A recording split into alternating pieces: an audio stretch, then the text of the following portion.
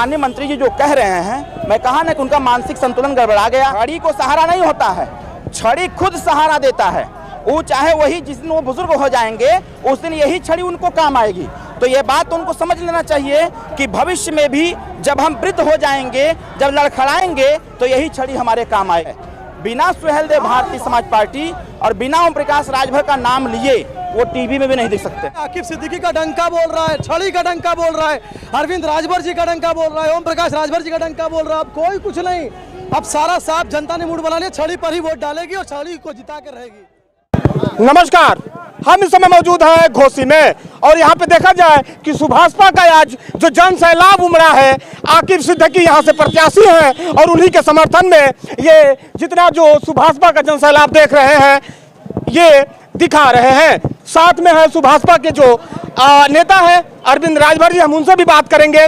खुद जो आकिब सिद्दीकी चेयरमैन पद के प्रत्याशी हैं उनसे भी बात करेंगे।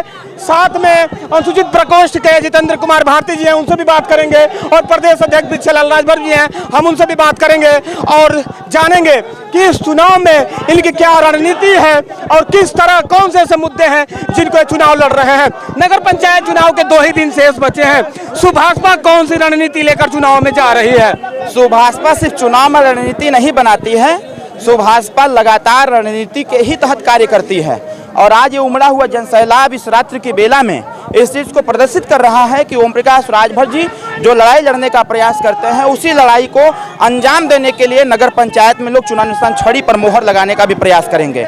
आज ये जनसैलाब इस चीज़ की पुष्टि कर रहा है कि जो माननीय ओम प्रकाश राजभर जी सामाजिक न्याय समिति की बात करते हैं, सामाजिक समरसता की बात करते हैं, निःशुल्क इलाज की जो बात करते हैं, गरीब बच्चों की शिक्षा की जो बात करते हैं, लोगों के समता स्वतंत्रता बंधुत्व तो न्याय की जो बात करते हैं, आज उसकी पुष्टि ये पीछे उमड़ी हुई जनसैलाब देने का कार्य कर रही है कि माननीय ओम प्रकाश राजभर जी की जो लड़ाई है उस लड़ाई को वो चाहे नगर पंचायत हो, चाहे जिला पंचायत हो, चाहे ग्राम पंचायत हो और चाहे विधानसभा की पंचायत हो, ये आवाज़ जरूर उठनी चाहिए ताकि गरीबों की बदहाली दूर हो सके, बच्चों को शिक्षा मिल सके, लोगों को स्वास्थ्य संबंधी सेवाएं मिल सके।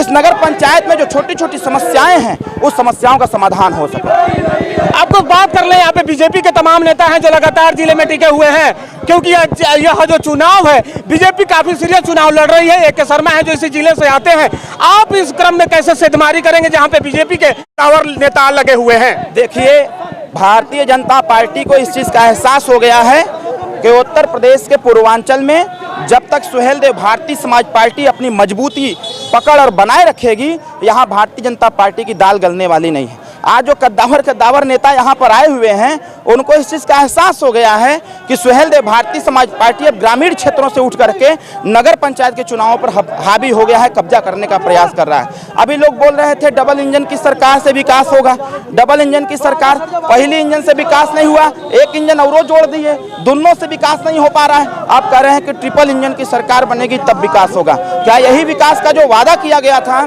कि बेरोजगार नौजवानों को लघु और कुटीर उद्योग को स्थापित करके उनको रोजगार देने की बात कही गई थी, 2 करोड़ नौकरी देने की बात कही गई थी, महिलाओं की रक्षा सुरक्षा की बात कही गई थी, गरीबों के निःशुल्क इलाज की बात कही गई थी, आखिर ये वादे कहाँ चले गए? ये जो विकास के वादे किए गए थे वो कहाँ चले गए? इसीलिए उनको पता है कि जनता अब सच्चाई को जान चुकी है, इसीलिए जनता पर दबाव बनाने के लिए घोसी नगर पंचायत में कद्दावर से कद्दावर नेता आया हुआ है। अनिल राजभर हैं जो मंत्री हैं और वो इस समय आपके पार्टी पे व्यंग बोलते हुए उन्होंने कहा कि जो ओम प्रकाश राजभर हैं वो सीरियस राजनीति नहीं करते हैं, बड़ा कंफ्यूजन नेता हैं। इसको कैसे देखते हैं आप? वो पहले खुद कंफ्यूज हैं, वो पहले सीरियस नहीं है।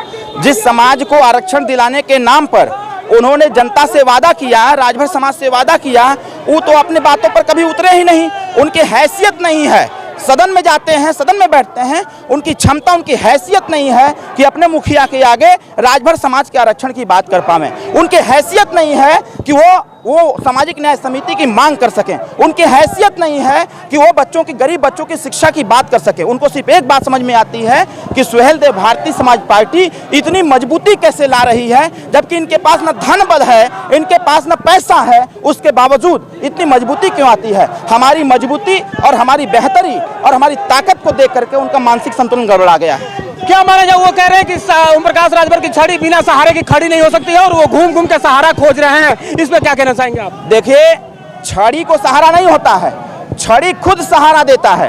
वो चाहे वही जिस दिन वो बुजुर्ग हो जाएंगे उस दिन यही छड़ी उनको काम आएगी। तो ये बात उनको समझ लेना चाहिए कि भविष्य में भी जब हम वृद्ध हो जाएंगे, जब लड़खड़ाएंगे, तो यही छड़ी हमारे काम आएगी। वो उल्टा बोल रहे हैं कि ये छड़ी अपने आप छड़ी लोगों को खड़ा करती है। तो आपको इस बात को भी मानना चाहिए। और माननीय मंत्री जी जो कह रहे हैं, मैं कहा ना कि उनका मानसिक संतुलन गड़बड़ा गया है। वो अच्छी प्रकार से जान रहे हैं कि सुहेलदेव भारतीय समाज पार्टी की बढ़ती ताकत को वो रोक नहीं पाएंगे, इसलिए इस प्रकार की बातें बोल रहे हैं। और एक बात और है, बिना सुहेलदेव भारतीय समाज पार्टी और बिना ओम प्रकाश राजभर का नाम लिए वो टीवी में भी नहीं दिख सकते हैं। इसी क्रम में आकिब सिद्दीकी भी हैं जो चेयरमैन पद के प्रत्याशी हैं, वो लगातार लोगों से अपील कर रहे हैं, हाथ जोड़ के निवेदन कर रहे हैं। आइए इनसे भी बात कर रहे हैं। जिस तरह का समर्थन आज के आपके पद यात्रा में शामिल हुआ है, क्या माना जाए घोसी में आकिब सिद्दीकी? हाँ बिल्कुल, क्यों नहीं है, ऑफकोर्स हो गए। आकिब सिद्दीकी का डंका बोल रहा है, छड़ी का डंका बोल रहा है, अरविंद राजभर जी का डंका बोल रहा है, ओम प्रकाश राजभर जी का डंका बोल रहा है। अब कोई कुछ नहीं, अब सारा साफ जनता ने मूड बना लिया, छड़ी पर ही वोट डालेगी और छड़ी को जिता कर रहेगी।